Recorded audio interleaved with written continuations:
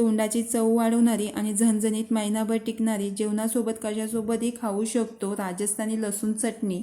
चटणीसोबत लच्छा पराठा एक नंबर लागतो. गव्हाच्या पिठाची चपाती बनवून वरून तेल. लच्छा पराठ्याला तेल, तिखट मसाला, गरम मसालाही लावून घेऊ शकता, त्यानेही लच्छा पराठा छान होतो. तेल आणि तीळ स्प्रेड करून. थंडीच्या दिवसाला तीळ खूप शरीरासाठी उपयुक्त असल्यामुळे मी सतत तिळाचा जास्त वापर करते. चपातीला कट लावून, जेवढे तुम्ही कट लावून घ्याल तेवढे पराठ्याला लच्छे येतील.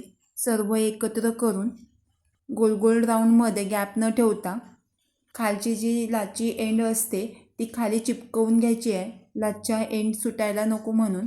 लच्छा स्प्रेड करताना तुम्ही पीठही लावू शकता. पीठ लावायची काही शक्यता गरज पडत नाही. हलक्या हाताने पसरून घ्यायचं आहे, लच्छा पराठ्याची रेशो रिमूव्ह न होता. सहजासहजी आपण तीळ खात नाही, पण जेवणासोबत उत्तम. दोन्ही साईडून लच्छा पराठा भाजून छान अशा भरपूर अशा रेशो येतात. राजस्थानी झणझणी चटणी बनवण्यासाठी लसूण जर मिक्सरला लावली तर पूर्ण पेस्ट तयार होईल, म्हणून ठेचून घ्या.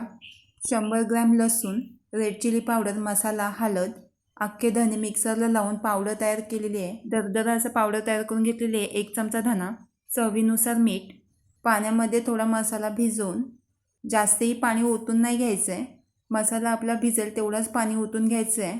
3-3.5 चमचे पाणी मिक्स करून गॅसवर तेल ठेवून. चटणीला तेलाचा वापर जास्त होतो. एकदमही हाईटमध्ये तेल तापून नाही घ्यायचं, नॉर्मल तेल तापून एकसारखं स्टर करून आपलं लसूण शिजलं पाहिजे.